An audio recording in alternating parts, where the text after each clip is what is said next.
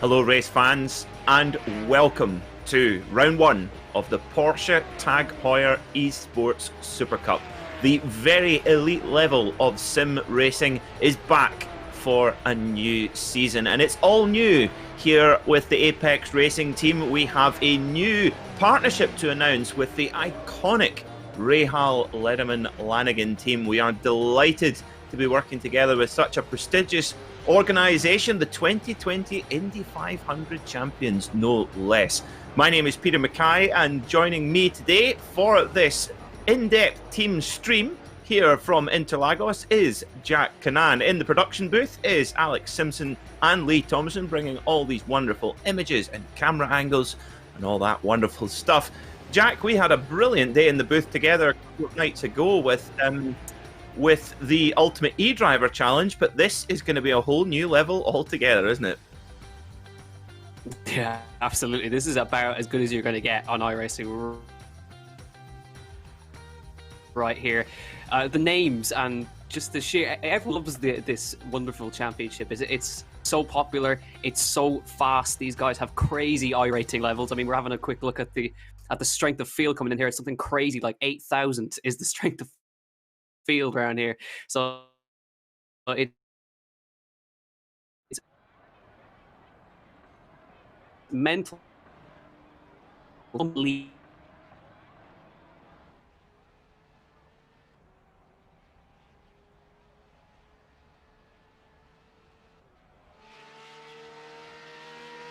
Okay, so Jack Cannan is having a little bit of technical issues, but it's all big announcements here for the Apex Racing team. We have a new member of the team. We are honoured to have Jeff Giazzi, the Brazilian, here to join us in the Apex Racing team for this season of the Tag Heuer eSports Super Cup. Jeff has quite a bit of real-world racing experience in his native Brazil in Formula V as well, and also has raced this exact car in the real world at this exact circuit. So hopefully for us today here in the Apex Racing team, we will, hopefully that local knowledge will be very much in handy. So here is Zach Campbell racing for Rahal Lederman Lanigan Esport, our new partner here at the Apex Racing team. And Zach, of course, the man from Georgia, came all the way through the qualifying stages. And for those familiar with the qualifying process to get a spot on the grid here in the Tag Heuer eSports Super Cup, you'll know just how brutal and how difficult it is. And Zach acquitted himself very, very well, drove the absolute wheels off that 911 Cup car, and got himself a spot in this prestigious grid where our drivers compete for a prize fund of $200,000, and also for the drivers with the best qualifying record of the season win a very nice Tag Heuer watch, just like none other than Steve McQueen, a man who knew a thing or two about looking cool, but also about driving Porsches on the racetrack. Now, do we have a Jack Cannan back with us? I would like to think so. I hope so. Good stuff. Right, we're back in full swing, hopefully. But yeah, absolutely. Everyone who's made it into this championship is incredibly fast. They've worked really, really hard to get here. And of course, yeah, Zach Campbell we look at right now, Rahal Lederman Lanigan Racing Esports, as we go round this fantastic circuit. It is Interlagos. It is steeped in so much history, and these cars are great around here. Let's have a look on board here with Zach as he heads up the hill into this really tricky right-hander. And Peter, these cars are very tricky pieces of kit, but they don't have the same assists as the GT3 cars that you would drive in the endurance racing, of course. But they're really, really tricky to go fast in, and that's the reason why we're commentators, by assume, Peter. Indeed, yeah, this car really brings out the best drivers in the world, both in the real world and in the virtual world here, as we look at our man Kevin Ellis, a fellow Scotsman, a man from just up the M8 in Glasgow, running for Rahal Lederman Lanigan here. Let's get him over the line. He's just on his first flying lap. Let's see what he can do. It's going to be so tight here in qualifying. But yes, you're absolutely right, Jack. 485 horsepower. The engine, of course, very typical Porsche 911, mounted at the back of the car, the rear of the car, not the middle, the rear of the car, and that gives the car a unique balance. It doesn't have an enormous amount of aero grip like a GT3 car would have, as like I say, no anti-lock brakes and not really any traction control either. So you're on your own, and the one thing about this car is setting it up correctly, getting it dialed in. And of course, our Apex Racing Team guys, Jamie Fluke, Johan Harf, Zach Campbell, Jeff Giazzi and Kevin Ellis Jr. all working together for weeks on end now, months on end in fact, to get these cars dialed in and to get them set up ready to go. So let's see what our guys can do. You'll see on the bottom of the screen there, Jamie Fluke and Johan Harf are aboard their rigs right now. Of course, Johan Harf, Jack, the newly crowned 2020 iRacing World Rallycross champion. What a jump it is to make it to 2 World Championship Series for Johan Hart, of course. Yeah, as he said, he's the Rallycross World Champion on iRacing, and he's jumping straight into a brand new GT car, which it is a sliding type car, so he probably will settle in very nicely into this car, but not an easy task to qualify for 2 World Championships. But let's see, can he maybe do the double? Can he win 2 World Championships? Well, we're going to be rooting for them here. Jamie just gets a little bit out of shape there on the on that entry there, but not a bad job at all from Johan Hart to get himself into both of these championships. It is not easy. It's incredibly competitive. We'll see how he gets on. He's currently 16th fastest, and it doesn't look like he's going to improve on that 16th place, but cannot wait to see how this is going to go, as qualifying is about well, there's a couple more minutes to go, but only 3 laps for the drivers, so they've got a little bit of time to settle in and wait for that all-important first race. They do indeed, yeah. Of course, Johan Harf, actually, in the last season of the Tag Heuer eSports Supercup, actually pulling double duty for a couple of rounds at the end of the eSports Supercup here and the start of the iRacing World Rallycross Championship. So you'd be quite glad to just have to worry about one championship. And this is a car that requires a very particular technique and really is a tricky one to master. So being able to focus 100% on the car, very, very helpful indeed. Now, Zach Campbell currently, where is he in the timing order right now? I think he will be done with his qualifying laps, just running some practice laps right now, just getting dialed in, ready to go. I tell you what though, you're looking at the onboard camera there on the top right hand side of our screen. Zacky's got a bit of a Gilles Villeneuve lead there, Jack. He's leaning into the corners. I like that. That's style.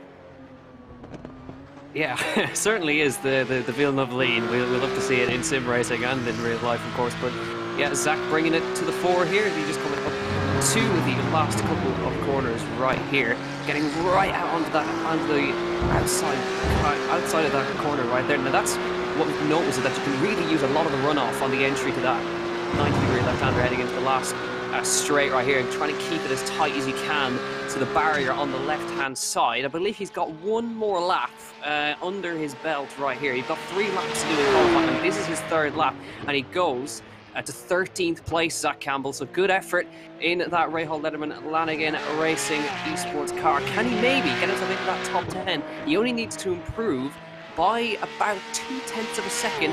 It's not an easy task, especially in a field as competitive as this, but it'd be great to get a car inside the top 10. So let's see if Campbell can do it. Our defending champion Sebastian Job in the number 1 car is qualified 11th right now down to 12th. So that gives you an idea just how tough this is. And Zach really looks on it here. I tell you what, one thing that's standing out to me here, Jack, is just how smooth Zach is. This car not out of shape at all. And apparently, I wouldn't know, but apparently that is how you get the ultimate pace out of this machine, is to avoid the lateral movement, avoid the slip angle as much as possible, just drive it nice and neat and tidy. Of course, the other theory is do it Harry King style and just launch it over the curbs everywhere and drive it absolutely like you've stolen it. But both are effective, so let's see what Zach and Kevin Ellis Jr. can do. Kevin wearing a very patriotic blue shirt there as well, repping our native Scotland there, riding on board his sim rig right now. Interesting to see the yellow tint there on Kevin Ellis Jr.'s glasses, Jack. It reminds me of Edgar Davids, the footballer, when he had those wraparound sunglasses with a yellow tint on them. As Kevin Ellis goes 13th fastest, he goes quickest quicker, sorry, on his second lap, goes 13th. Zach Campbell 15th. So it's going to be busy. And one thing we're talking about pre-broadcast was the draft effect. There's a big draft effect with this car. So there's going to be a big bunch race. So the guys, although not quite up to the top of the grid, they can definitely, as long as they're in the pack, they've got a chance. Yeah, absolutely. They've really increased the draft effectiveness right here. So this is why it's going to be so chaotic in this race, is that you're going to have basically a line of cars for the entire race just running in the draft of each other, and it will keep drivers in touch of each other for a good chunk of the race. Now, the fastest man at the moment is Josh Rogers, 133.9. He is slotting into pole. We look now at David Williams, Coanda Sim Sport, as he heads to the line. He's currently P11, trying to get himself into the top 10. Can he do it? As he comes across that line, I don't think he's quite able to do that. I think they're just running laps, as you said, Peter. A couple of them are just going to keep running around and around, because they've got a couple more minutes to go until they reach the features. There is Mitchell de Jong, a force to be reckoned with, also a driver in the Rallycross World Championship as well. A very a man who always likes to mix it up in different types of championships as well. Just to go back on, you mentioned the glasses, Peter. As far as I'm aware, I think those are blue light glasses. So for sim racing, of course, you're spending hours and hours and hours on the rig, and it can obviously lead to fatigue, and it's really not good for your eyes staring at a screen for that. So I know a couple of drivers do run those glasses. It does help them just to stay a little bit more focused. So it does help out in the long run, staring at a screen for hours and hours and hours on end. And but they also are very stylish.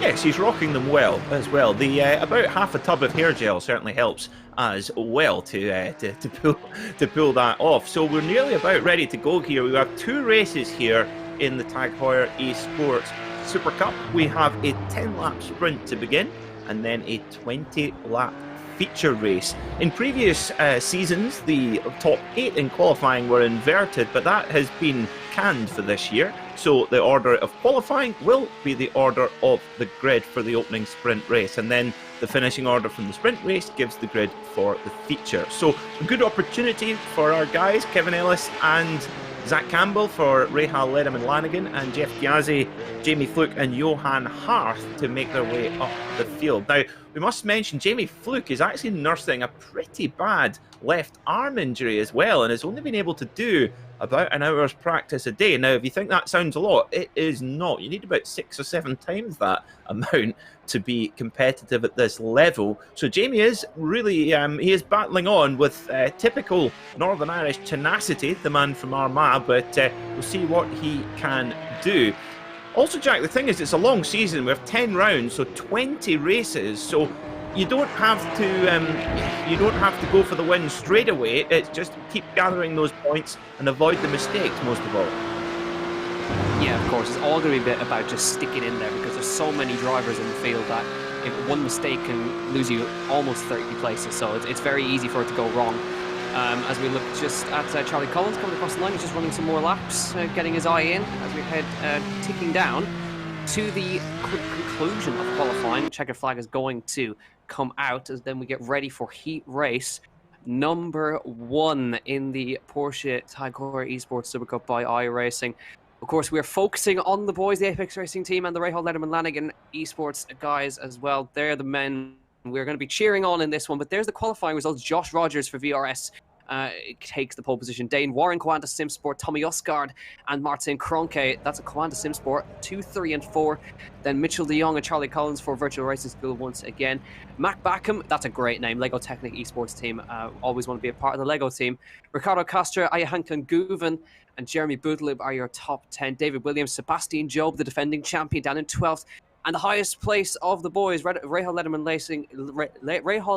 Lanigan eSports in P13. Alejandro Sanchez for MSI, and Zach Campbell in the other RLL Esport car in 15. Moreno Saricha in 16. Jeff Gyasi for Apex Racing Team, the highest place Apex Racing Team car in 17th. And the other Red Bull Racing car of Graham Carroll is down in 18th place. But you can see just how close the field is. 7/10 from pole position all the way down to that 18th place. So it's going to be very, very interesting. You can see minimal improvements will gain you a lot of spots on the grid, but Josh Rogers out in front. Let's see what Kevin Ellis can do from 13th place. That's not a bad place to start, and you're starting right behind one of the fastest guys on the platform, of course, Sebastian Job, defending champion. That is a man that you really should follow. Absolutely, that's a very good point. Yeah, following, you couldn't pick a better driver to follow through the pack there. But we know here at Interlagos, turn 1 and 2, the Senna S's that it's often referred to, very, very tricky, especially on cold tyres and cold brakes. There's a lot of change of direction, but here are the lights. We wait for them to illuminate. We have 2, 3, 4, 5, and we are go. We are green for a new season of the Porsche Tag Heuer eSports Supercup. And our guys are off. They're there in the middle of the pack, down towards turn 1 they go. It's all about getting through here safely. It's always a hot spot for action, no matter what series comes here. But look at that, just like a snake of 911s. Through they go. All the both RLL cars gone through safely. Jeff Biazzi up a couple of places as well. He's up to 15 straight away. So using that local knowledge to good advantage. Yeah, absolutely. So everybody clean through on lap one of the first lap of the season. We're looking now just at Zach Campbell battling away with Jeff Biassi. So the two partnership teams just fighting it out as they come through. The left-hander for the first time, Sebastian Joe, up to P10. He's making some spots here, but you can see leading through there. And Zach Campbell still fighting away with Jeff Biassi to his inside as they come through the right-hander for the first time. They got one of the MSI cars right in front of them as they come through again. Still, oh, there's a big smash in cars there. That was a Hankin Gubin and a couple of others there who got hit in the rear in the right hand, and that was a lot of cars. Kevin Ellis ultimately to P8 after that one. And you can see Sanchez and Biassi now. They're both cars inside the top 10. Zach Campbell just on the cusp now at P11. Sebastian Joe with damage as well. Brilliant start from the guys there as well to get through. That looked like an absolute melee, but Kevin Ellis Jr. up to 8th position.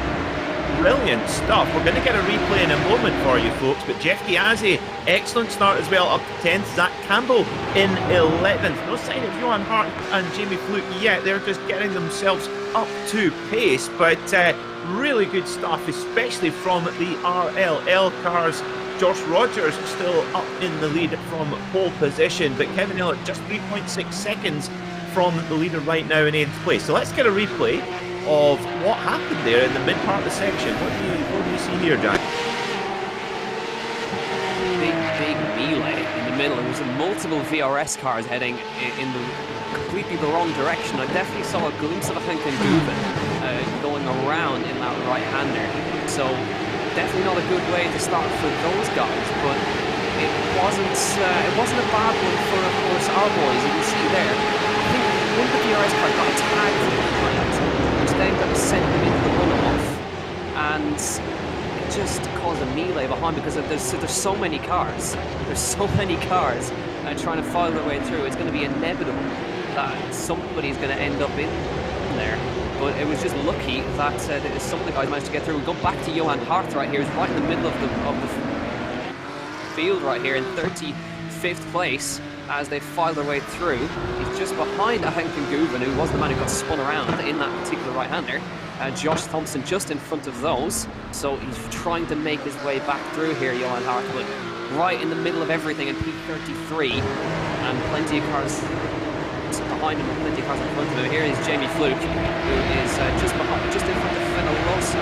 So 24th place he's in, but we'll see what happened to them. Did Johan Hartman always get caught up in the middle of that one? So here we are, looking as they come to the right-hander. Yeah, he did. Just got caught up right in there, and look, he managed to avoid major damage, but definitely not an ideal start to the race there for Johan Hartman.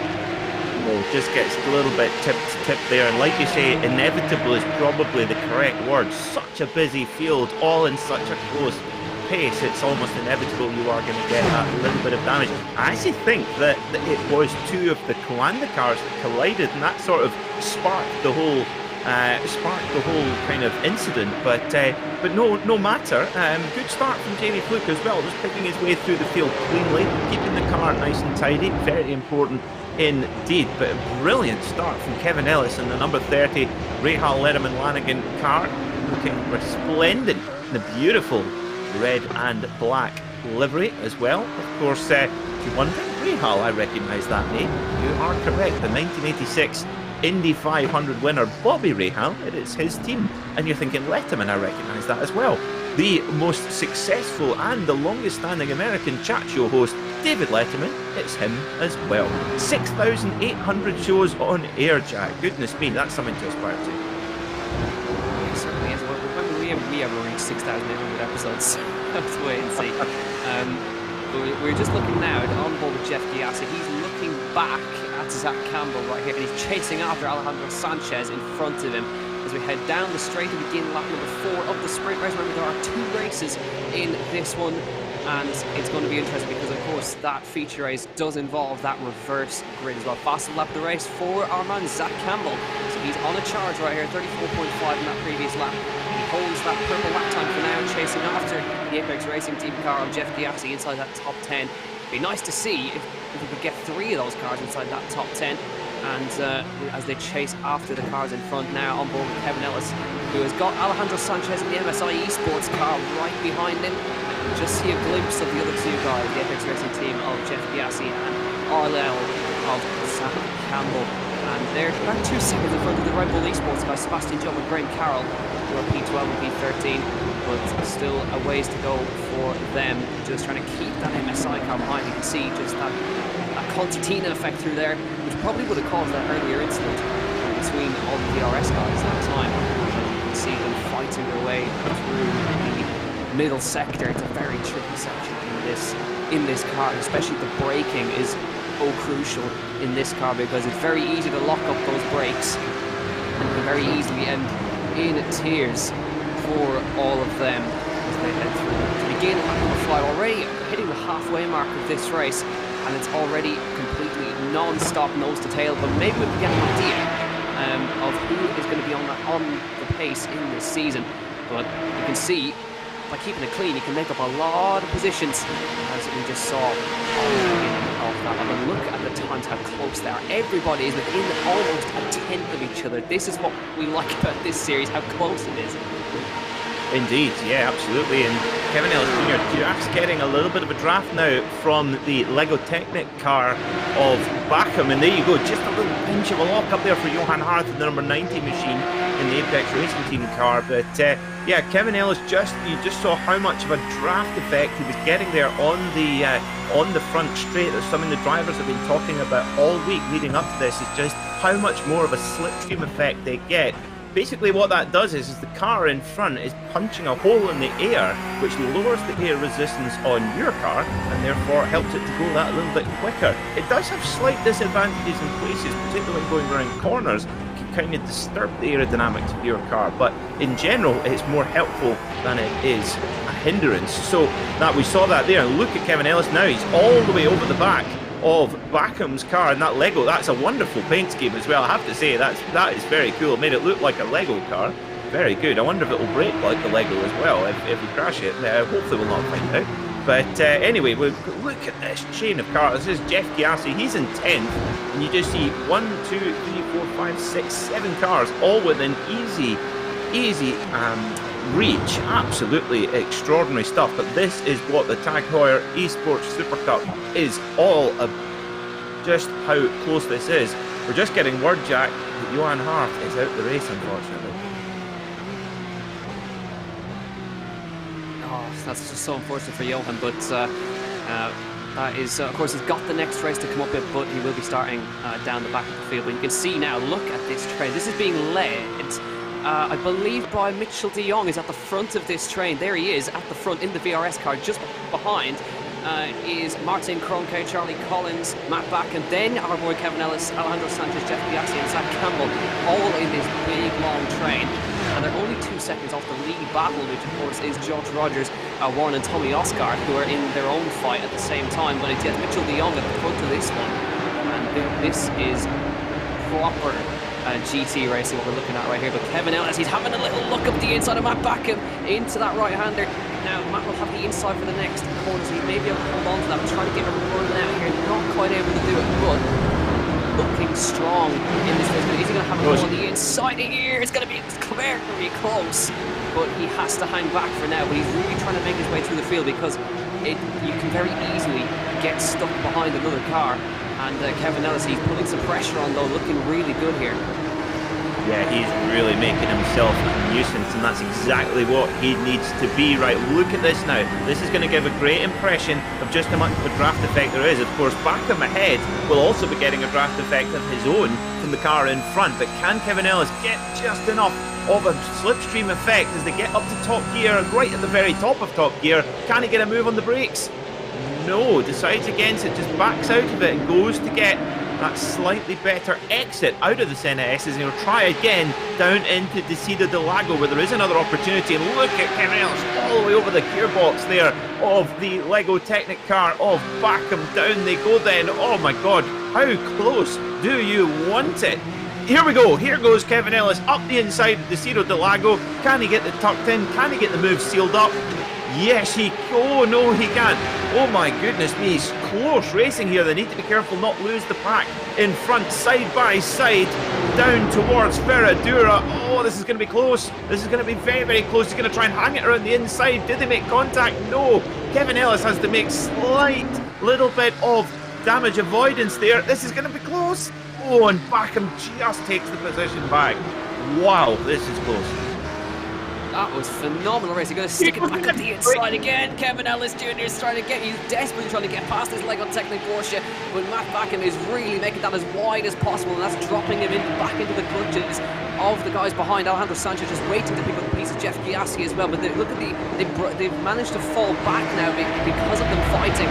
Charlie Collins and the three cars in front, Charlie Collins, Martin Kronk and Mitchell Leong, built a small lead now. We're looking on board with Zach Campbell on the back of Jeff Giassi here, and now we'll get a front row seat to what's going to happen right in front of the begin lap number 8 of 10. As we now go, is he going to have a go into turn where he's got the outside here, Kevin Ellis? Is he going to go around the outside of the Senna S? There's not an easy job to do. We'll have the inside for the next part, and there's going to be a little bit of contact, but that's a fantastic overtake from Kevin Ellis Jr. around the outside of the Senna S's and into P7. He goes. Jeff Giassi going to try and capitalise now as we come to, they both run off the roll here. Jeff Giassi now is going to make a move here on Alejandro Sanchez and on the car in front, but he can't find any space here. They're all fanning out, desperate for position here as they file through. But Kevin Ellis is the man in front, and around the outside, Jeff Giassi on Sanchez. He's going to be able to stick it in there as they come up to the next right-hander. Very, very close racing, but this is fantastic stuff from all of them. Trying to find some space, there's nowhere to go. Zach Campbell trying to find some room on the inside for the next right-hander. Not quite able to get alongside, but trying to go for the outside line of the Apex Racing Team car, but can't quite get alongside. It is non-stop action, but Kevin Ellis Jr., he eventually got that move done. Yeah, brilliant, firm manoeuvre, but very fair, giving good respect there from Backham as well. Gave him the fair racing room, brilliant stuff, top-level stuff that you'll only see from proper World Championship drivers. But Kevin Ellis is free now, but maybe just with 2 laps to go at the stripe, just maybe not quite close enough to Collins in 6th. That little bit of battling really cost them, and just shows you, Jack, that how important the momentum is, and being in the group and being in the draft. If you don't have it, well, it's like you're running a GT4 rather than a GT3. Yeah, you can certainly see it. As we can see now, look at Alejandro Sanchez. He's trying to get up alongside that Lego Technic car as well for the side again. He's maybe going to try and copy Kevin Ellis Jr. Here's the go around the outside. Jeff Giassi getting a front row seat for this as Sanchez.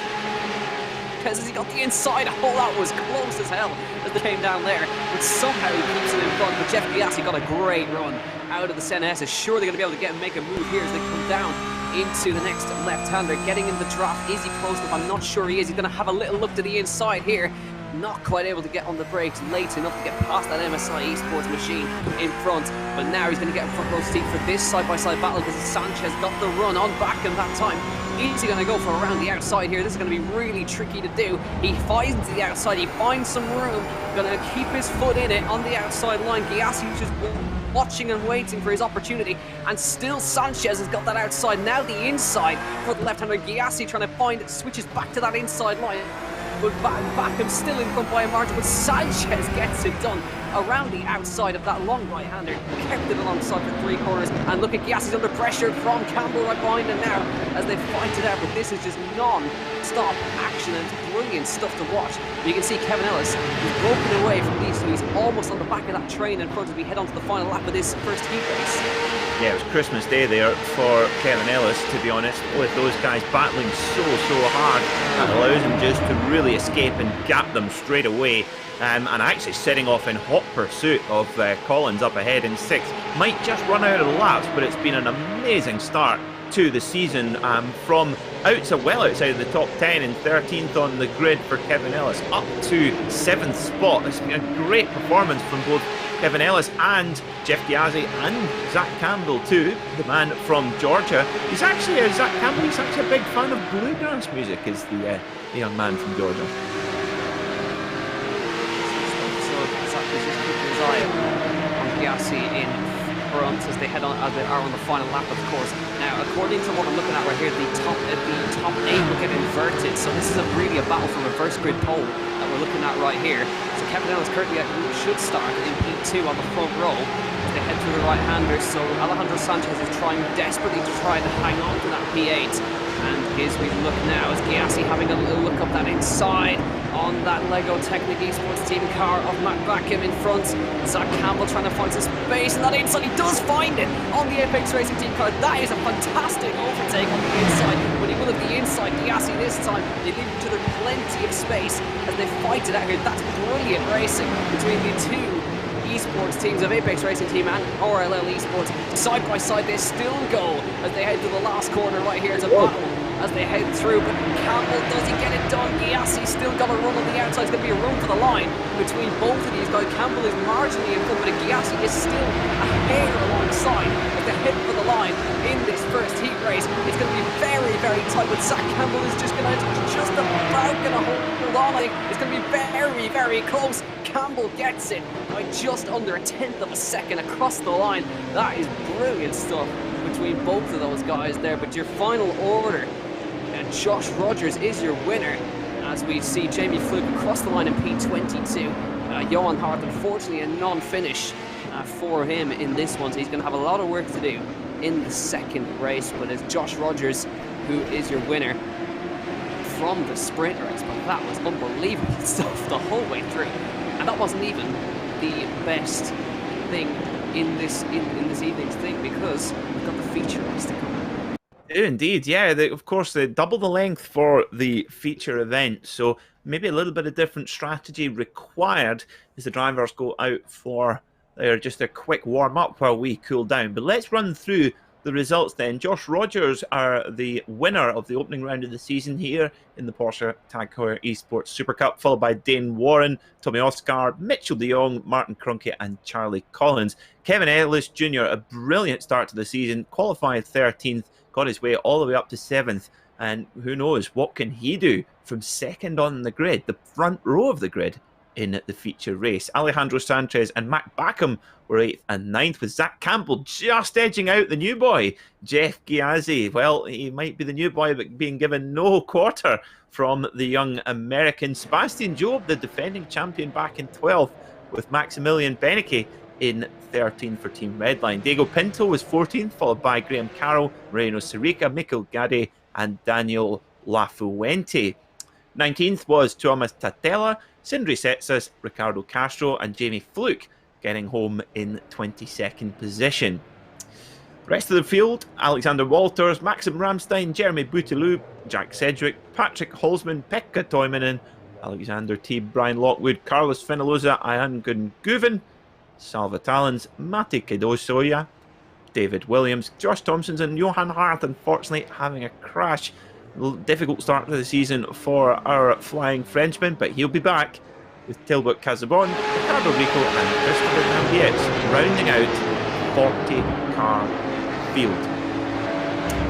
Well, that was quite a start to the season, Jack, and these Rahal, Letterman, Lanigan cars, these red and black machines, they were flying there with Kevin Ellis Jr. and Zach Campbell, and of course Bobby Rahal, he knew a thing or two about winning in Porsches before he really hit his stride in IndyCar. Actually won a lot of the big endurance classics, and all at the wheel of Porsches. He won at Sebring and also at Daytona as well. In fact, won the 1987 Sebring 12-hour with none other than Jochen Mass at the wheel of a Porsche 962.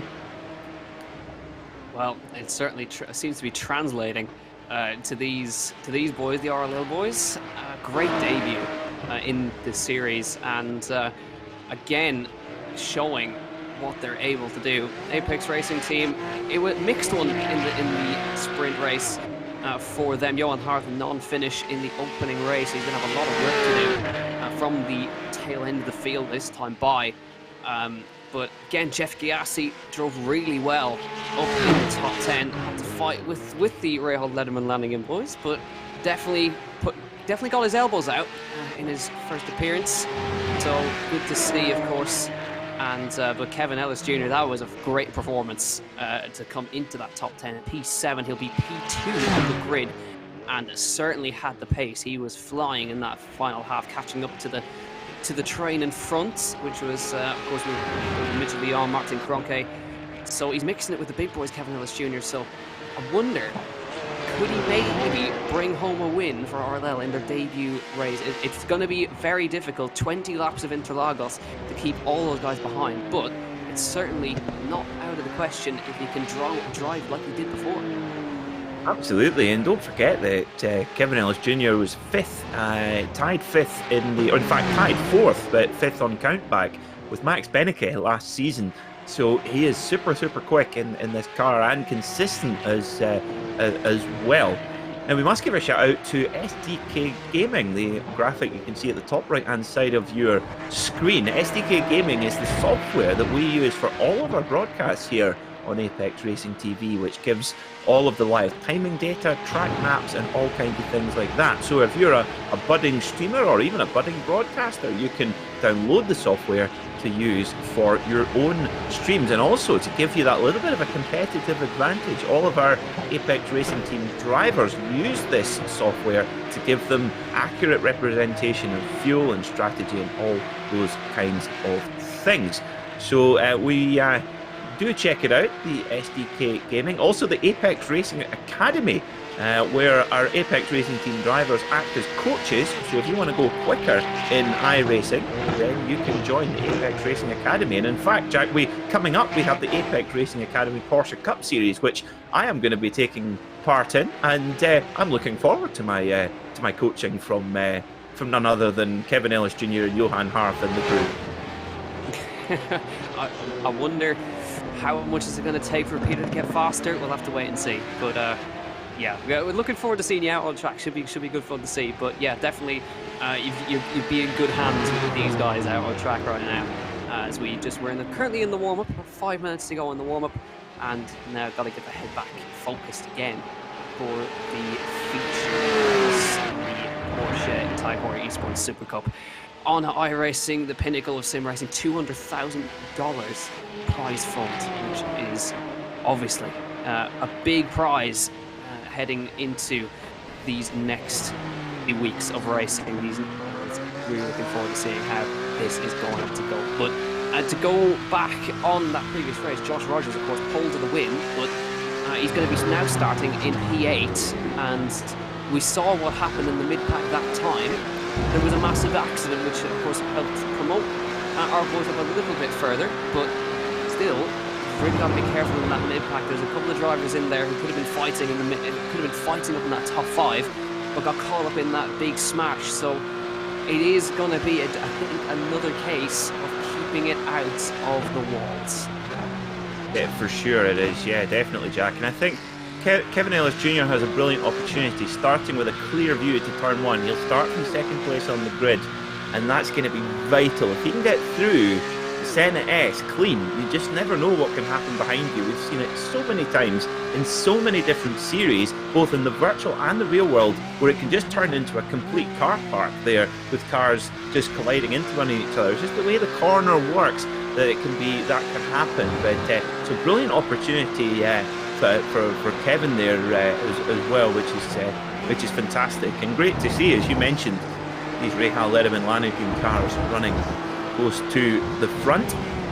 Now, one particular Porsche and Rahal Lederman Lanningen story I'd love to tell while we're in warm-up, Jack, is Bobby Rahal back in 1980 actually drove a Porsche at Sebring with some very early Apple computer sponsorship, and none other than Steve Jobs came to the race to watch, and unfortunately the car broke down, a very un-Porsche thing to do, and they both went to the airport to get a flight home, but there were no flights. But in those days, Orlando Airport, no hotels either, so Bobby Rahal and Steve Jobs had to sleep on a bench at the airport waiting for the first flight in the morning.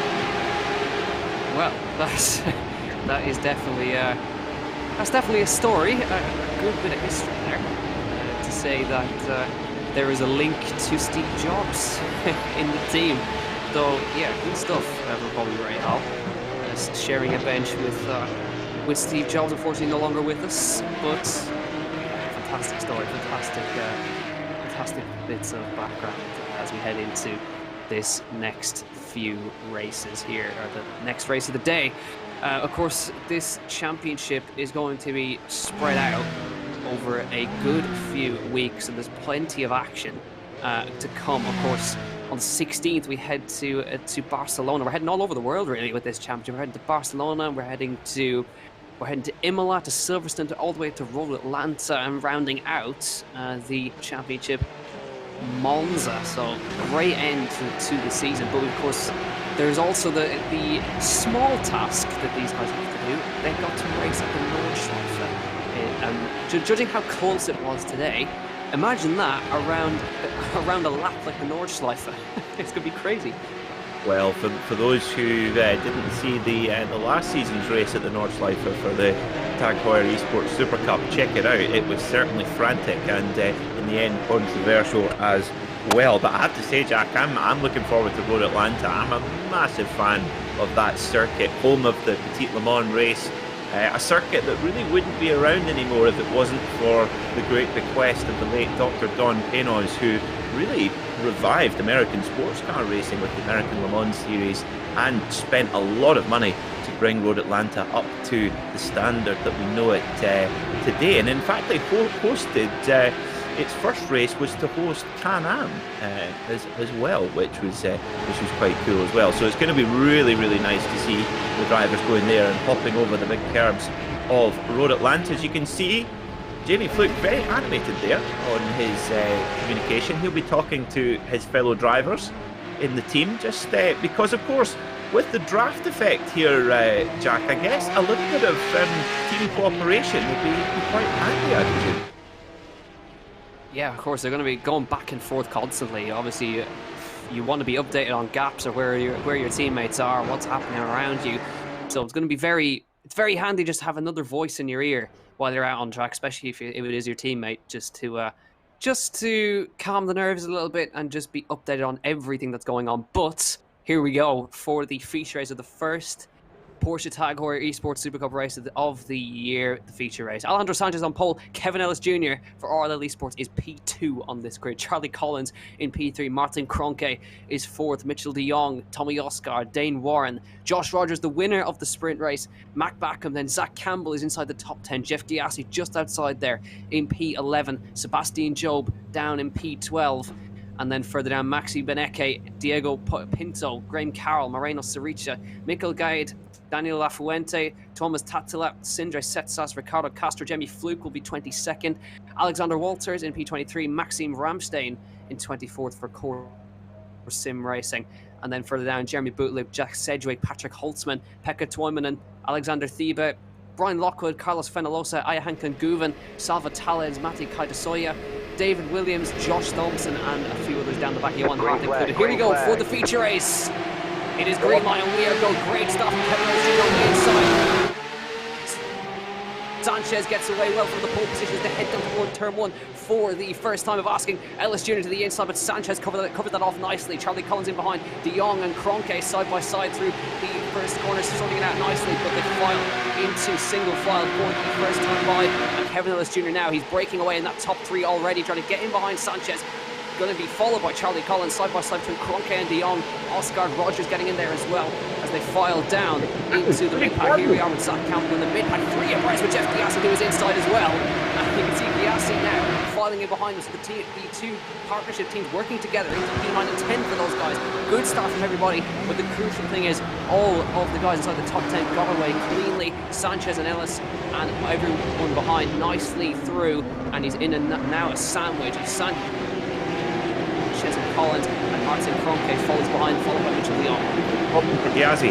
Problem for Gyasi. This, oh dearie me, it's been a tricky, it's a good start, and then all of a sudden hit problems. Back to 29th position. What happened to Jeff Gyasi there? He's going very, very steady here. Try and get a replay of it for you if we can. But great start from Kevin Ellis Jr. Just there, very nice and tidy. Get through those opening sectors because it is pretty fraught with danger here at Interlagos. On cold tire, cold brakes, you've got to be so careful. But here goes Kevin Ellis. He's got the run now on Sanchez in the 47 car. Can he make a move early? He's really got a good run now. Can he get a little bit later on the brakes? He looks to the inside. Oh, but Sanchez is deep, very deep on the brakes. Can he tuck it in? Yes.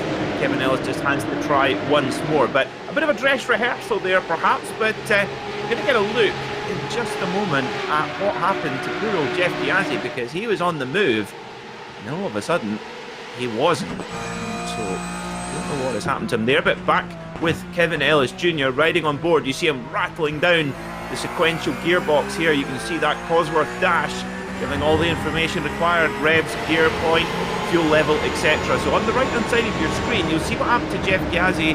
Is it a bit of contact? I think that's Max Benecke there on the inside.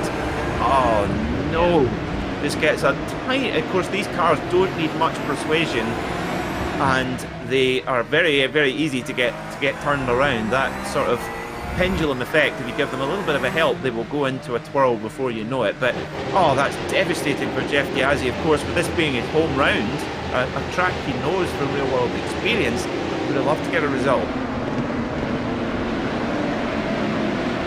Yeah, such a slight tap as well sent him around. It's really disheartening for him. Is a little bit out of shape for one of the cars behind. That was Jack Century just getting out of shape through there as they came through. The left-hander Ramstein takes full effect as they come now. Back to the front, Kevin Ellis. We are on board. There is Charlie Collins chasing down, flashing the lights. He's letting him know he's probably going to have a go as they head towards turn 1. Ellis getting a good tow up to the back of Sanchez, but they're not going for any moves in behind. I think it's a swap between the teammates. Josh Rogers on De Jong, and they get through as well. So the top 5 are there. There is, by the way, Zach Campbell. He's in this one as well, with Maximilian Benecke on his tail as well. So in good company here is Zach Campbell as they come down. You'd see the Lago once again, lap 3 of 20, but they're all in a big long train. But Kevin Ellis Jr. is firmly in there. Martin Kroenke is leading a small little train of his own there. The top 3 have a small little gap over Kroenke. Then it's Rogers, De Jong, and Oscar. Here we are with Kevin Ellis Jr. there. Charlie Collins having a think about the outside line there. I'm going to try and get a switchback underneath, but he's not able to get up alongside. He's almost pushing him through there as they head down to the right-hander again. But it is uber close up the front here. But that small little bit of side-by-side action has just dragged Martin Kroenke into the action now. Yeah, and I tell you what, this is real intimidation tactics here from Charlie Collins riding. Oh, goodness me, this is proper British Touring Car Championship stuff. Just a little bit of nudging, just a little bit of love tapping here and there. And Charlie Collins really trying to get in the head of Kevin Ellis Jr. here, but Kevin having absolutely none of it, but very close coming out of the final corner, out of Young Cow. And will Charlie Collins in the 93 car with the Virtual Racing School sponsorship, is he going to be able to make a move down here? Is Kev close enough to have a look at turn 1 on our leader Sanchez? Interestingly, Jack, now we talked about a difference in strategy. This is a 20-lap race as opposed to a 10-lap race that we had in race 1. I wonder, with this particular length of race, I wonder if the drivers maybe just biding their time and just seeing who's going to blink first, because you don't want to just knock the life out of the tyre. You need to keep that tyre for the end. So I wonder, there just seems to be a different behaviour from the drivers here. Yeah, I think they're just being settled at the moment. So he's on board with Kevin once again as he chases after Alejandro Sanchez. So at the same time that Charlie Collins is closing up to the back of him, Kevin is also closing up to the back of Sanchez. And you kind of want to just be able to stay in that tone for the time being. It is early days in this race, so just trying to hold himself nicely. As we look now, you can see Kevin Ellis on your left, Zach Campbell on your right of screen. He's right in the mid-pack, is Zach Campbell. He's in P9 at the moment, just on the back of the train, of basically the lead train we're looking at right now. There's almost a 10-car train for the lead here, with that being the tail end being Maximilian Benecke. At the tail end of that one, but you can see now he is putting pressure on Alejandro Sanchez, and that's kind of the closest he's been through this section as they come down to the left-hander. A little out of shape for Sanchez on the curve there. Let's see if Kevin can get on the power nice and early and get a great toe down towards turn 1. Just getting out of the slipstream, interestingly, there for a moment, cutting back to the inside and trying to get as best a run he can. He's going a fantastic run down towards turn 1. Is this going to be the lead move for Kevin Ellis Jr.? You can see Sanchez defending the inside. Kevin's going to have to go with that outside for the lead in the feature race. Can he get it done for RLL Esports? Round the outside of the Senes is Sanchez to the inside. Kevin's done this before, round the outside of Sanchez. And does he take that lead away from the Spaniard? He's still there on the inside as they come around the next part of the corner. Here comes Josh Rogers. He's getting himself involved in a 2x2. They go down to the seat of the log. Kevin on the outside, Sanchez on the inside. Charlie Collins will look back at, but Kevin Ellis is in the lead.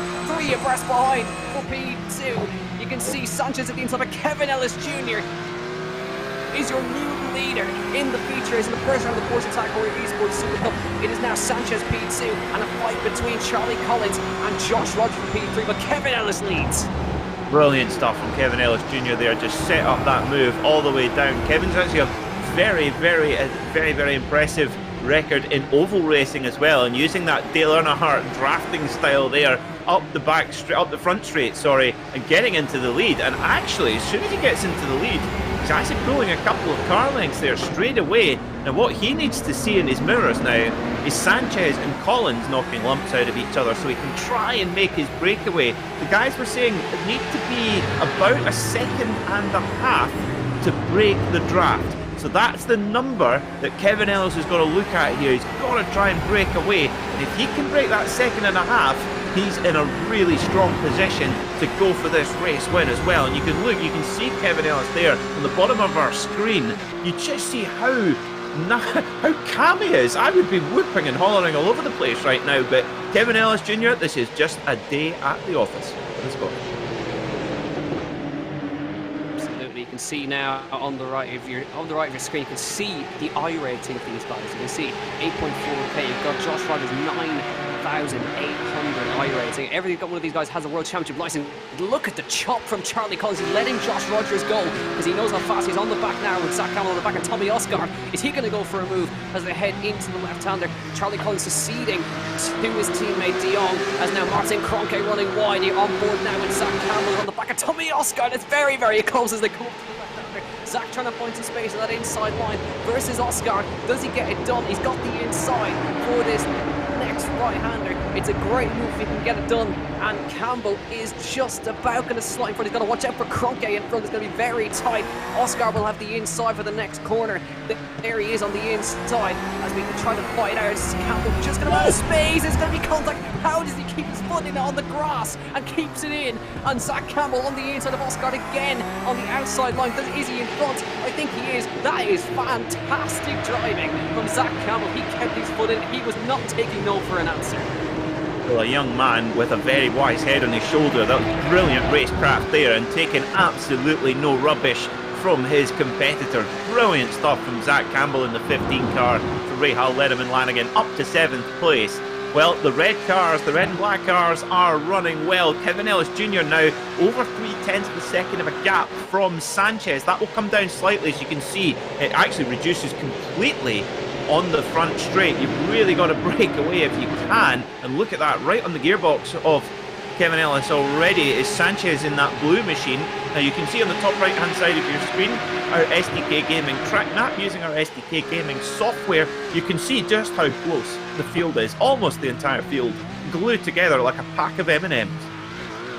Yes, certainly are. They're very close together. On board now with Kevin Ellis in the lead of this race. Alejandro Sanchez in the MSI eSports car. There is Josh Rogers in P3, very looming in the background, and then you can see Charlie Collins just lurking in the middle of that as well. Martin Kroenke in the background of shot, and then Zach Campbell. Sanchez has a little look to the inside that time, but this is just dragging these guys back into this. So Kevin, you've got to try and keep as calm as possible. I don't know how you can in a fight this intense. Zach Campbell's in a massive one of himself in the middle as well as they come through the right-hander again. About on lap 8 to 20. There's still a while to go on this race, so the danger man at this moment in time is Josh Rogers. He's the sprint race winner, and he is arguably the fastest man on the track, a pole sitter as well, and he's really putting Alejandro Sanchez under severe pressure. But you can see Sanchez is probably as close as he has been on the past couple of laps. Let's see if he's going to try and move on Kevin Ellis Jr. here as they head down towards turn number 1. Sanchez looking very, very racy. Here's going to go for that inside. Yes, he is. Alejandro Sanchez, if he is, and it may be retaking this lead, but Ellis will have the outside line. He's done this before. He's going to have the hanger all the way around the outside. Sanchez leaves him the room as they head through the Senna S's, so Ellis holds on. This might give an opportunity to Josh Rogers, who's sitting right there in the slipstream of Sanchez. He's going to have to go defensive. Here comes Josh Rogers on the outside. Ellis going to keep the slipstream to Sanchez, trying to get him to toe along the inside line. And Josh Rogers has to back out there. And Kevin lives to fight another day. This is brilliant. Yeah, fantastic. That actually worked out quite well for Kevin as well. Just made sure to tough it out and actually slightly backed Sanchez in. Josh Rogers goes for the big swooping line. He's going for it now. Is Kevin Ellis Jr. Look at those lap times. Oh no! Oh my words! Oh, big move there from Joshua Rogers. That's huge for the outcome of this race and for championship points. We will get a replay for you folks. Don't worry. Oh my goodness me. And Jamie Fluke goes through. He's up to 15th. He's like, thank you very much. Through I go for the number 49. Brilliant stuff. Oh, now Kevin Ellis Jr. He will be, we know he's the Iceman. He's known as the Unit. That's his nickname on iRacing. I don't know why. I need to ask him why that is.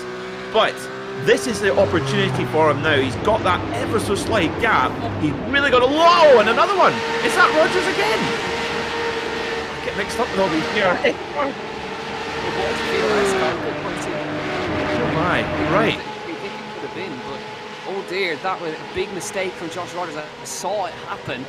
Josh clouted the inside curb and went straight into Sanchez, so no fault of Alejandro Sanchez. But look at the gap Kevin Ellis Jr. has got right now, and look at Zach, he's up to P5. He's inside the top 5, and he's in with a real shot of getting this car into P2. He's on the back of Martin Kroenke. Charlie Collins is just in front, and then Mitchell de Jong is into P2, and the Red Bull guys are in the fight now. Sebastian Job and Graham Carroll are on the back of this one as well. There they are. You can see them in the background, and you can see Pinto in P10 is in there. So let's see what happens to the guys behind. You can kind of see it here, getting sent around again. Josh Rogers again. He got hit twice in the space of a lap at the left hand. Let's see what happened as well earlier on. As we keep our eyes on what happened, there was even more. Look at Josh, right? You just couldn't escape it. Oh my word! The brain car was that brain? I can't see what that was, but he sent to space, whoever that was. As Josh Rogers nearly involved in 3 accidents in the space of a couple of corners. That is not ideal for the man who took the win in the sprint race, but we're keeping our eye back on this fight. Zach Campbell right on the back of Martin Kroenke. But you can see, look at this, Peter, Kevin Ellis 1.1 in front now.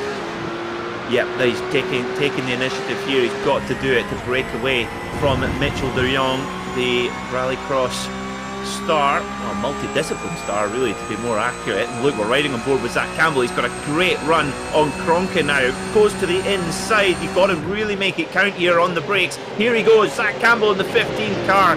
Oh, seals it up.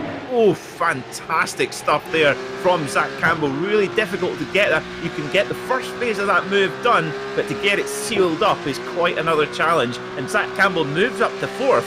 Goodness me, could we have a double podium for RLL on our debut as a pairing, Jack? Could be something else. This is brilliant.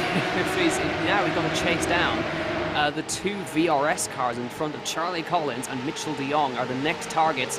And then Kevin Ellis Jr. is nearly 1.2 seconds in front of those guys. So I'm sure the VRS guys are going to work together to try and bridge the gap to Kevin. But they've got to watch out for the cars behind as well. You can see Martin Kroenke still in there, Tommy Oscar, Maximilian Benecke still looking pretty racy in the middle pack, and the 2 Red Bull guys are in the mix as well as we come through the middle sector again. But we're halfway through this race, and it is really heating up right now. And the gap hovering in at about a second, so de Jong just nipping away at the gap, and he should be within that slipstream range here, Mitchell de Jong. of Kevin Ellis, but Kevin doing an amazing job in this first feature race up in Porsche Tag Heuer eSports Supercup, making a dream start, as is Zach Campbell. What a race. He's already broken away from Kroenke and trying to get in that slipstream with Charlie Collins right in front of him. So looking really good for the two RLL eSports guys right now. And let's see if they can keep it clean and bring it to the end, because it could be a double podium, possibly a dream 1-2 on the cards for RLL if they can keep it together. And you can see Tommy Oscar just having a quick look at Martin Kroenke just behind, but Zach Campbell's not going to be worried about any of that, but he's firmly in the toe of Charlie Collins in front now. You'll see, because if you're wondering why the number 30 of Kevin Ellis Jr. is weaving from one side of the track to the other, that's to try and break that aerodynamic effect. And really, Zach Campbell can do Kevin Ellis Jr. a massive favour here by getting in amongst the two VRS cars and trying to slow them down a little bit and allow Kevin to escape. But I tell you what, Jack, this has been a superb drive from Jamie Fluke. It is absolute chaos in the mid-pack, and it's so tightly contested, but Jamie Fluke has done what Jamie does very well, just quietly picked his way through the pack one by one, and this is actually going to be a really strong finish, let's hope, for the man from Armagh. Really good P13, he started P22, so he's already up nearly 10 places, and the man in front of him is actually Alejandro Sanchez, who got sent around by Josh Rogers, so that's where Sanchez has ended up in P12, but Jamie Fluke keeping it nice and calm. Got Jeremy Butler right behind him, and with Thomas Tattala in there in P15, but hanging in there nicely. He's not quite close enough to Sanchez to maybe get the full effect of the slipstream, but let's see from Jeremy Butler, who is a very fast driver. But Apex Racing Team Jeremy Fluke doing very, very well at the moment to get up as far as he has onto 12 of 20. Not long to go in this race. Butler has a late look to the inside as they come through the centre S's. Jamie keeps to the inside for the next car. A little bit of contact as they came through, and Tatala trying to say thank you very much, but he gets a little tap on the exit and falls all the way back down a couple of places. So Jamie Fluke keeps himself in front for now, but he's under some severe pressure here from Jeremy Butler.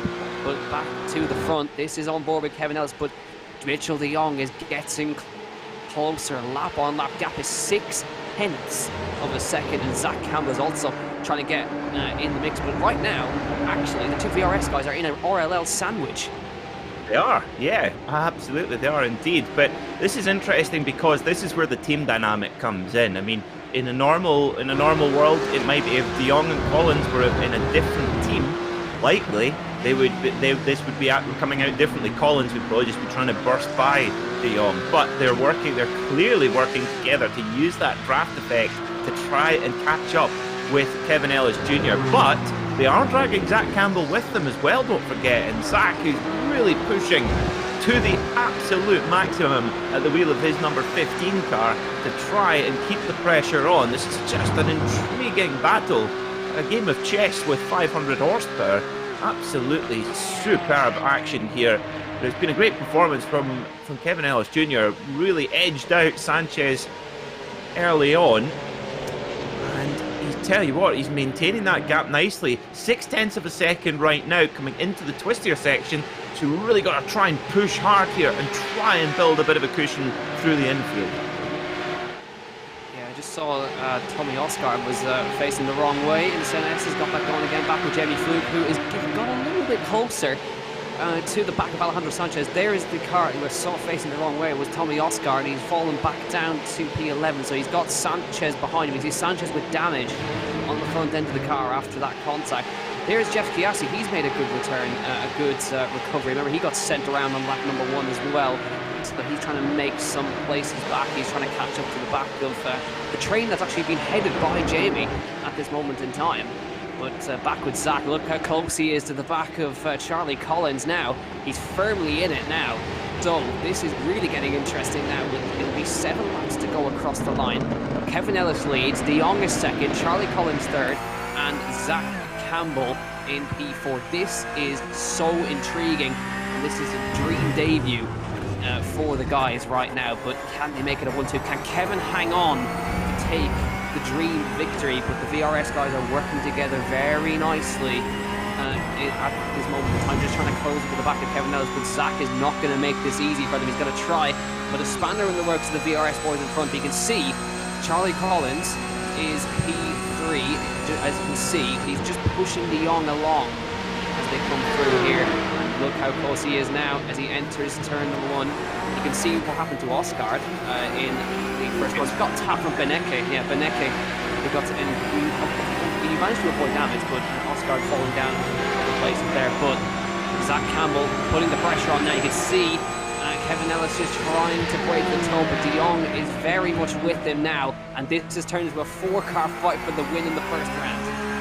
Yeah, you have to say that that was a very heavy tap there from Beneke on Oscar, but very easy to do going there into turn 1. And you're absolutely spot on, Jack. This is an all 4-car battle, but Kevin Ellis has not blinked so far. He's been so steady, but Mitchell De Jong really filling his mirrors now as they get into the final part of the lap. Now, this is probably the closest they've been, and Kevin Ellis a little bit vulnerable here with the draft, but it's going to come, I feel, Jack, that this is going to swing back and forth, and Zach Campbell has got to play. He is definitely going to play a key role in this leading battle as well by keeping the pressure from behind on the VRS guys. Absolutely. Don't watch out for Martin Kronke and Beneke as well. A man who's in the mix as well as Graham Carroll in P7. He's not too far off this, but yeah, you can see lap 15 of 26 to go across the line in the feature race, and Kevin Ellis is hanging on here versus the 2 VRS guys. Look at him weaving, trying to break the toe as they come down towards turn 1, but De Jong is a wily character. He will be just biding his time right now, as will Zach Campbell, as will Charlie Collins. But if they bide their time too much, they might have another few cars joining them in just a few moments' time, because they've got Kronke and Beneke not too far behind. But down onto the seat of the Lago they come. De Jong is very close as they come through there, but is he close enough to make a move? I don't think he is, as they head in the slipstream. Ellis will hang on for now, but De Jong is very close. They're nose to tail now in this final dying few laps, and 1, 2, 3, 4 car train. But Martin Kronke and Beneke are lurking there, ready to pick up the pieces, because this will get very feisty in the last few 5 laps. They'll be going for it big time, but right now you don't really want to be the car in front, because you will not have the toe. But De Jong is lining him up now. Yeah, Kevin Ellis Jr. putting on a bit of the Gilles Villeneuve lean there as well. You can see the setup that the guys have got. Most of the top level drivers using a triple screen setup. You can see it there, kind of like creating a wraparound effect, and that's what they use to try and get the best kind of peripheral vision, which of course is so important when in a duel like this one. But we're riding on the engine cover of Kevin Ellis Jr.'s Rahal Letterman Lanigan Porsche 911 right now. But tell you what, Jack, this is absolute gold standard motor racing. You will not get better than this, and I tell you what, virtual or real world or otherwise, this is top class motorsport.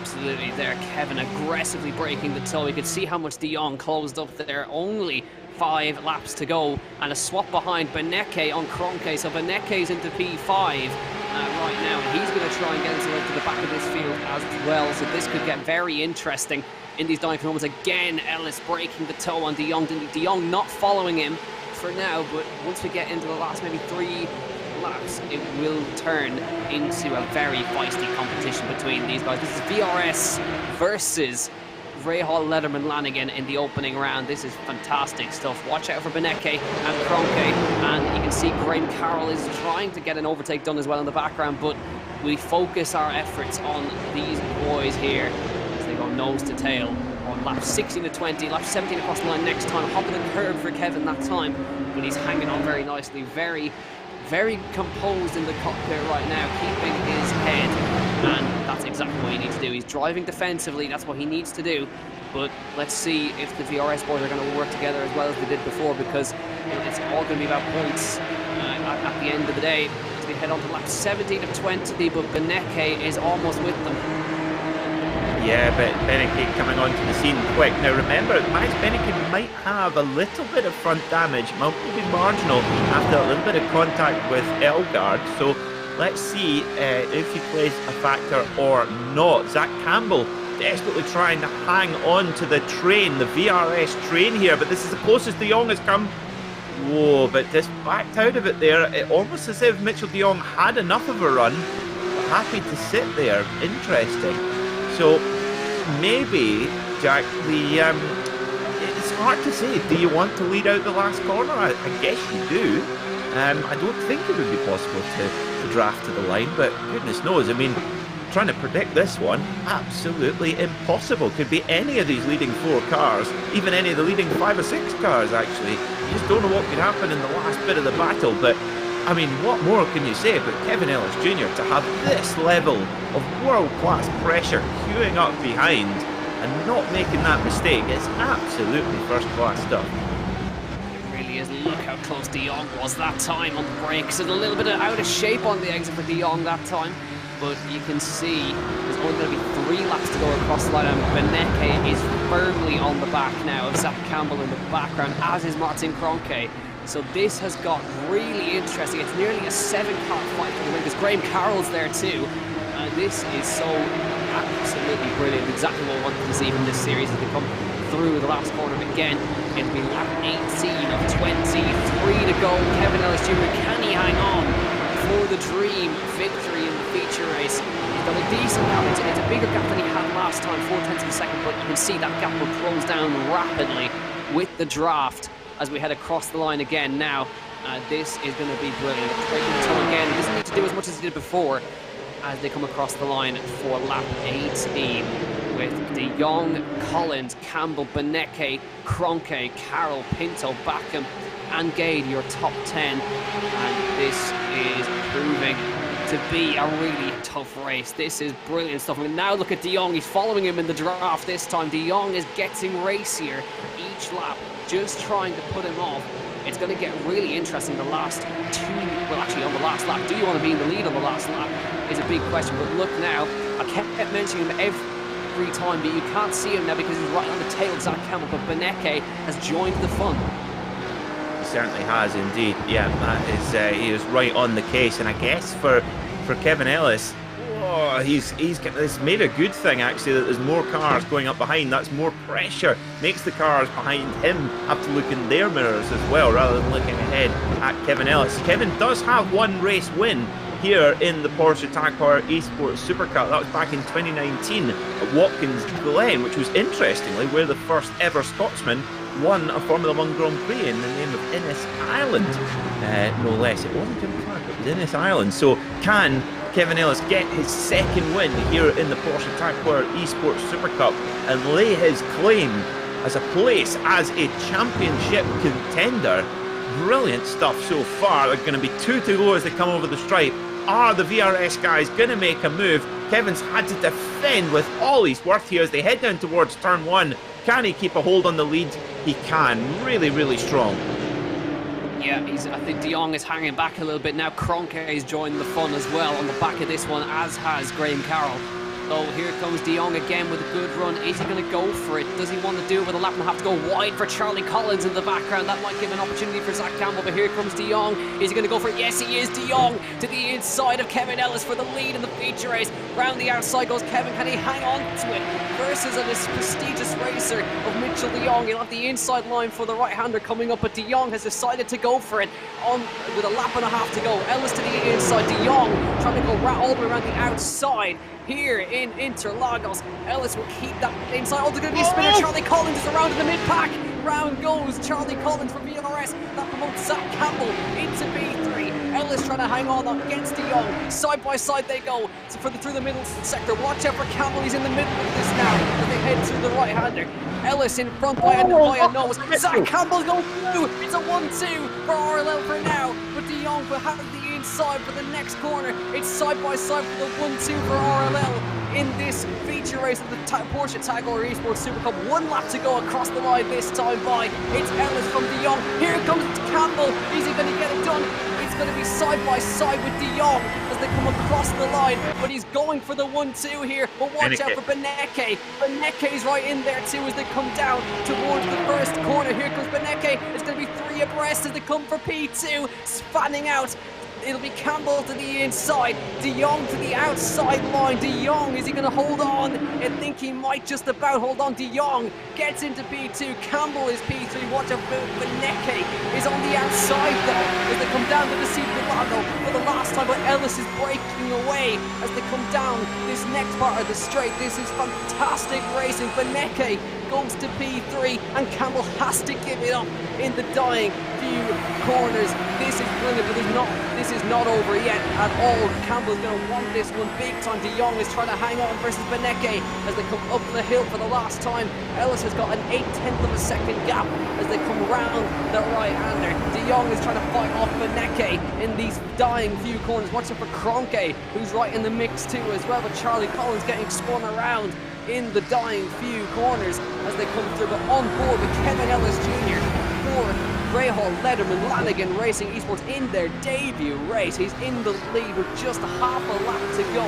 What a dream result this is going to be for the team. This is a fairy tale come true. Round the last corner he will come for RLL Esports. Kevin Ellis Jr. just a few more kinks to go for this man as he comes to the line. Watch for the battle behind, but Kevin Ellis Jr.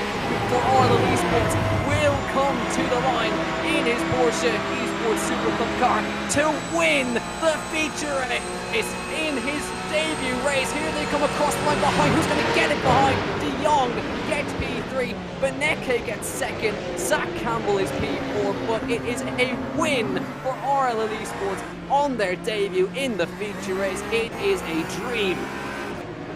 Fantastic stuff from Kevin Ellis Jr., the Scotsman. Look at that, he's been the Iceman all race long, and now look at the emotion there as well on his face.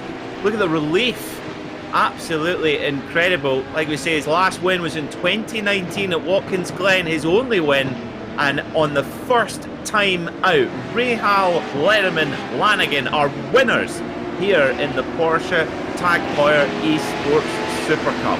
Brilliant stuff there as well. And Zach Campbell, so unlucky not to get that podium there, but wow, that was special indeed. And the pressure there, I mean, Jack, that was just amazing. There was just a huge queue of cars all the way behind Kevin the whole race, and he didn't blink once. That was a brilliant drive from Kevin. He was under so much pressure for 20 laps. He had to keep the VRS guys behind him, De Jong and Charlie Collins.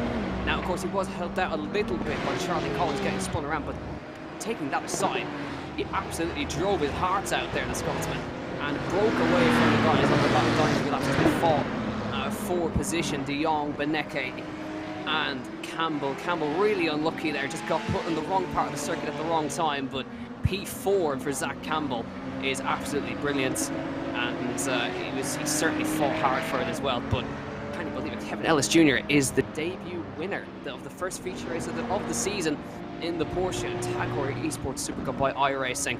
And he is going to be, he's ecstatic, you can see it, he's ecstatic. He kept his head the whole way through and the emotion has just been let loose now in the cockpit. But that is a stellar drive from Kevin, and let's see if he can keep that momentum going into the final couple of, well, into the rest of the season. But it's a fantastic way to kick off the season with a win, and it is going to be it's going to be one he's going to remember, I'm sure, after the sheer pressure he was under.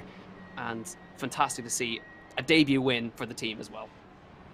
Indeed, yeah, brilliant start to the partnership. You can tell Zach Campbell, he's a little bit disappointed there, just missed out. He came so close to the podium, he was right there, but he will be back to fight another day. And well, just shows you that the Rahal Lederman Lanigan team by Apex Racing Team is going to be a force to be reckoned with throughout the season. 10-round season starting off here at Interlagos. So let's look at that. Let's look at these results. Rahal Lederman Lanigan, P1. Kevin Ellis Jr., the Scotsman, wins by 0.8 of a second from Max Beneke, who came really from nowhere, came all the way through the pack, finished second with Mitchell de Jong third. Fourth, Zach Campbell, a brilliant drive from the young American. Martin Kroenke was fifth, followed by Diego Pinto, Matt Backham, Graham Carroll, Nico Gade, and Tommy Osgaard.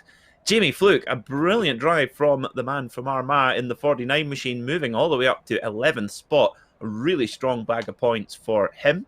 Alejandro Sanchez was 12th after getting spun out early on, followed by Thomas Tatala, Dane Warren, Sindri Setsas, Ricardo Castro, and Jeff Giazzi recovering after being punted off the track, able to return to 17th position. Salvatelens was 18th, and our last runners of the 40-car grid will come to you in just a moment. There we are. 19th was Daniel Lafuente, 21st Jeremy Bouteloup, followed by Alexander Walters, Josh Rogers, Ian Hanjun Guven, David Williams, Ricardo Rico, Moreno Sirica, Jack Cedric, Maxim Ramstein, Charlie Collins, Sebastian Job, the defending champion back in 31st, Christopher Dambiette, Tybalt Casabon, Patrick Holzman, Carlos Fenaloza, Brian Lockwood, Pekka Toimanen, Alexander Teeb in 38th position as well. So we have one of our merry men in to come and join us, and right now Jack Canan is with Jamie. Absolutely. So let's drag in Jamie to have a chat with us. But yeah, Jamie, welcome into the commentary box once again. But that was a tough one in that feature race. Managed to recover all the way back to 11th spot, but this racing is just non-stop. You're in a train for lap upon lap upon lap. But a great way, P11 to start off the season. Yeah, thanks for that. It's about the best I could have hoped for, I suppose, kind of coming into this with the, difficulties with preparation and then even just difficulties in driving. So, per qualifying, seeing this, I made the mistake of looking at the standings before I went for my last run, and kind of got a little tilted at that. But from there, it was just head down, no mistakes, keep it clean, pick and choose my battles to the best of my ability, try and use some old touring car tactics of backing up the pack in the infield so that I wouldn't get a run on or getting attacked down the straights in certain ways. So I was just trying to finesse the entire thing. P11, can't be too disappointed, but super stoked for Kev to pick up the big win. Yeah, absolutely. It was certainly great from our perspective as well. But yeah, just talk to us. Obviously, there's always been a lot of prep put into this. So, can you maybe talk us through what's like? How long do you guys spend prepping for an event as big as this event? Because there's just such a huge prize on offer. Yeah, I don't have fingers and toes to count how many hours sort of go into this. It's a huge effort from a lot of people.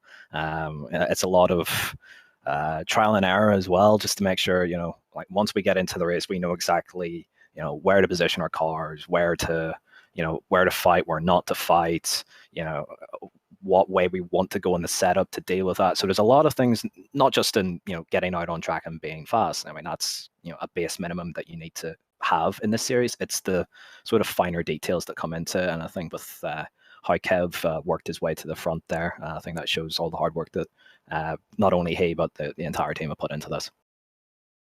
Yeah. Now, next week, we're heading to Barcelona as the next round. So how are you feeling going into that one? Is it a circuit you're a fan of or one you'd rather forget? I don't mind it. It's okay. In the past, in the Porsche Cups, like whether it's official racing or in PESC last year, the racing has been chaotic and carnage, and not a lot was clean, or very few people had clean panels on the cars by the end of it. So expect another all-out brawl. Hopefully I can come out sort of on the right side of it again next week. All right, well, great description that Porsche eSports is a brawl. So, yeah, but Jamie, best of luck for next week. Hopefully, of course, be chatting to you again. But fantastic results for the team for P11. Well done. Cheers. Thank you very much. So that was Jamie Fluke for Apex Racing Team. But Peter, it's over to you once again for P4 Zach Campbell standing by. Yeah, the absolute warrior Zach Campbell, who was there in the fight all the way through. Zach, goodness me, what a race that was. Tell us about it from your driver's seat. Yeah, that was something, to say the least. I mean, we came out and qualified like what's the not going the cars class. But I think in race we kind of raced our part, and just insane, really. I mean, it's great to be here in the first place, in the series, and with with RLL Esport, and I mean just fighting and digging the whole way. It's it just hasn't even sunk in yet. And One thing I do have to say is I have to say sorry to Charlie Collins as well for getting into him. I felt really bad about that, but overall, insane day to say the least. It certainly was. And now you might know that there's a bit of a stereotype that Scottish people don't like going to the bar and certainly paying for a round. But I think Kevin Ellis needs to buy you a beer because the pressure you were putting on these VRS guys, the Coanda guys, really critical in that. It was a team effort there from you guys in the RLL cars. Now, obviously, you're a man over in the United States, and Rahal Letterman Lanigan, one of the biggest names in motor racing. What does it mean to you to race for such a prestigious name and the current Indy 500 champions? It means a lot. I mean, it's fantastic that we can perform in sim just like they perform in real life, and we're able to kind of bring those things together. And it means a lot that they, believe in me and they believe in Kev, and that we can get the job done just like this, and be able to do and showcase kind of how strong we are. Well, you certainly were world class today. A brilliant start to the season, and we're looking forward to seeing what you guys can do next time out. Before we let you go, Zach, who would you like to shout out to here on our Rahal Letterman Lanigan stream? Well, our LL or RLL first. Sorry, I'm a little tongue tied because I'm just so amazed. But RLL first, SDK Gaming, Apex Racing Academy, everyone who kind of is behind me and can help me along and kind of in what we're trying to do here. And it goes with things like this. It's just insane. Well, thoroughly deserved, Zach, and of course, coming through the pre-qualifying, you deserve to be here and showed it today. Well done, and we look forward to watching you next week. Thank you, man. And hopefully we can have another run like this. Let's hope so. Yeah, let's hope so. Congratulations, and see you next week. Thank you, man. So that was Zach Campbell for Rahal Letterman Lanigan Esport. But of good news, we have our race winner here, fellow Scotsman, the number 30, Kevin Ellis Jr., getting his second win in the Porsche Tag Heuer Esports Supercup. Kevin, you got your first win at Watkins Glen, just like Innis, Ireland, all those years ago. How does it feel to get the win today at Interlagos? Honestly, man, it's mind blown. Obviously, in 2019 we got the sprint win, which I was happy with, but I got another couple sprint second places in 2020, and to finally convert to a win, a feature win no less as well, is just is mind blowing when you consider what Coanda managed to achieve in qualifying there to just be starting 13th and somehow end up with a win. I think is just yeah, it certainly came out of left field. I really wasn't expecting that. Yeah, it's so hard around here. The high track temps combined with the new aero package we've got this season, and a couple of differential changes as well. The car becomes really, really hard to drive to the point where being second in line is sometimes a bit of a benefit, just a little bit of dirt air. But when I got that gap to Mitchell round about the midway point in the race, I think I had around 1.5 seconds, and I just made sure to try and look after the tyres as best as I could, because I knew eventually it was going to get to me. And thankfully, at the end of the race there, I was strong enough through the infield section to just keep him at arm's length and keep him away from making any kind of move on me. So yeah, that was a relief to see them battle on the last lap and pull an 8/10 gap. And yeah, I've rambled on enough. I'm sorry, my brain's just going at a million miles an hour here. It's it's surreal, really, really surreal. No, thoroughly deserved. I mean, what we were talking about in the box was just the amount of pressure you're under there with the two of VRS guys, the Coanda guys right behind you. But I was saying to Zach that you need to buy him a beer because he was keeping them very, very busy as well. It was a team effort from the RLL guys. Yeah, absolutely. Drinks on me next time when we can next still meet up as a group for sure.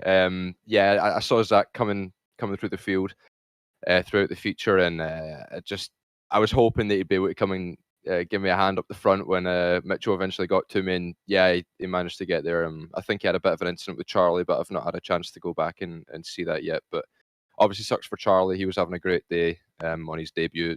It's a shame to see that happen to him, but to have Zach up the front, I think we were at 1-2 coming onto the last lap, and It was almost the absolute dream finish there of a 1-2, but I think, yeah, just Mitchell and Max had a little bit of an edge on him in the last lap there. But I mean, what a debut for RLL. You know, they've done a great job to come on board this year and do something with us as Apex Racing UK, and to start the year off with a win is just, yeah, it really couldn't be any better. Absolutely. I mean, one of the biggest names in motor racing, reigning Indy 500 champions, and you get the win for them in their first race in the Tag Heuer eSports Supercup. Now, Kev, we know you do like to do a wee bit of singing in your spare time. What are you going to be singing in celebration tonight? I've not got much of a voice left, to be honest. After coming down that front straight, I've not got much of a voice left, so I probably won't be singing anything for a while. But yeah, what a day! Honestly, what a day! It's with the new time change as well. Obviously, we're racing at night times now as opposed to an afternoon. So you wake up in the morning and you've got a full day to contemplate how many ways you can, you know, make a mess of the race. But no, just to finally get it over and done with and come away with this. I'm going to go and relax, enjoy the rest of my evening, and then we'll be back going again tomorrow afternoon for Carrera Cup GB. All the best of luck for that. And Kevin, well done on a fantastic win, and looking forward to seeing you guys out there next weekend. Thank you very much, mate. Cheers.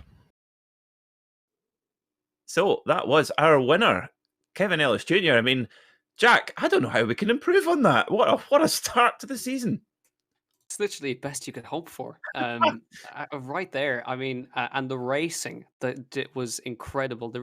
They really had to work for that one. That was absolutely incredible, and absolute credit to every single one of the drivers there. But especially to RLL, to Kevin and to Zach for really putting on the show and really bringing it to the top guys. It was just absolutely fabulous to watch. And it is almost telling that Sebastian Job ended up basically finishing down at the back of the order. I think it was actually him who was sent to space earlier on with the incident with Joshua Rogers, but it is an absolute dream start to the season for RLL, and cannot wait to see if they're going to carry that momentum straight through the next week.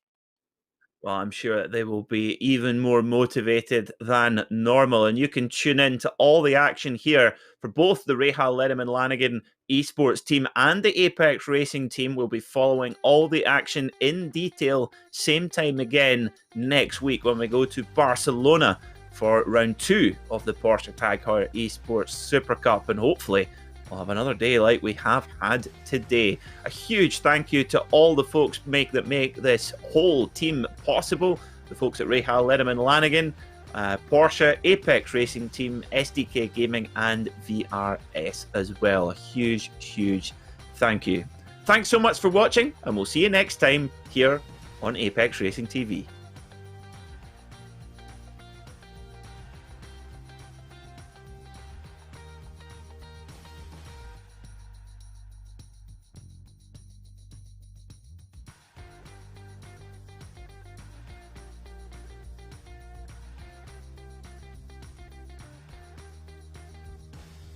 Virtual Racing School was developed to provide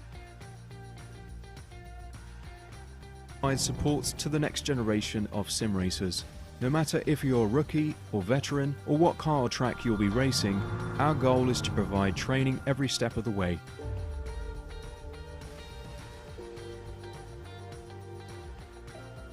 We found that iRacing can be quite difficult without proper training. There needed to be a way to prepare for on-track racing. With VRS, you can literally learn from the best sim racers in the world, including 4-time NASCAR iRacing World Champion Rahal Feature. And Rahal Feature is a 4-time champion of the NASCAR Pekin Freeze iRacing Series. 3-time iRacing Grand Prix World Champion Martin Kroenke. Martin Kroenke becomes a 3-time world Just waiting, I was like, champion. where? Rallycross World Champion Mitchell de Jong. Mitchell de Jong is now champion for the iRacing Rallycross World Championship Series. And many other top sim racers. Data packs include everything you need to start learning. Our World Championship coaches create the data packs by setting a hot lap or a series of fast laps for you to compare, analyze, and replicate. Data packs also include a tutorial where the coach points out techniques they use to hit the fast lap. This gives you access to the latest driving techniques and setups before you even hit the track. Sign up for a free account and download the VRS telemetry logger. With this application running seamlessly in the background, your laps automatically start syncing to the VRS website. From there, you can analyze and compare 2 laps of your choice, whether it's your data, the coaches, or your teammates. VRS will automatically target improvement opportunities so you can get up to speed even faster. VRS also makes it easy for you to request and schedule one-on-one or group coaching sessions. These sessions can range from 30 to 90 minutes, and you can select the car, track, and setup combination of your choice. Visit virtualracingschool.com today to sign up and get started.